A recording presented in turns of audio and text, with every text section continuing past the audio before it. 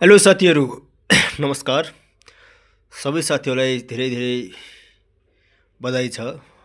सर्वप्रथम मलाई पनि र त्यसपछि हाम्रो टिमलाई पनि, जसले हिजो समूहको टिमलाई यस्तरीको रगड्छ यार। बिचराहरू रुन। अब लोकेश बमले के गरेको त्यो, के 12 बलमा 39 रन। ओ बा,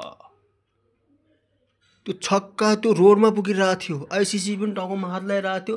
सालीले पैसा बचाउनको लागि एकमा त ओमनको होम ग्राउन्ड दियो है, नतमा डिआरएस छ, न केही छ, न केही छ।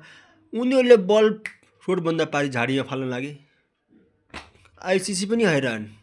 ऊ बिचरा समूहको टिमहरू अब बल नपारे पछि आफ्नो घरमा बच्चाले खेल्ने बल लिएर आउनु पर्ने बाध्य भइदियो।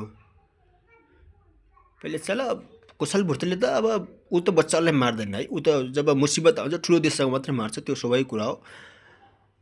आरिफ शेखले त मारेकै थियो, ठिकै थियो। दिपेन्द्र सिंह गैरी 20 बलमा 21 बलमा 22 रन, 20 बलमा 21 रन चलिरहेको थियो। एकाएक उसले पनि ताबडतोड खिचिदियो।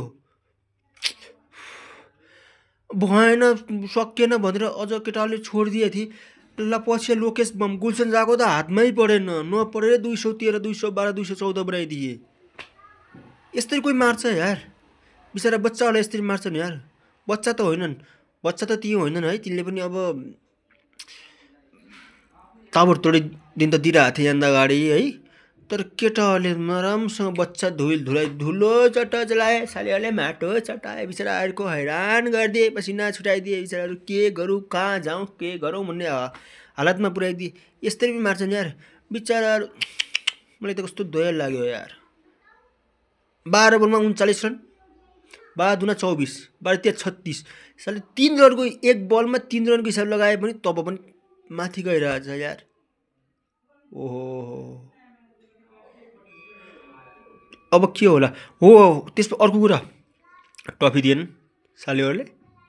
प्लास्टिकको ट्रफी थियो, त्यो पनि भाँचियो गरे। अरे पाकिस्तानले इन्डियालाई गरेको थियो, त्यति होला सालेहरूले हामीलाई गरिदिए त यार।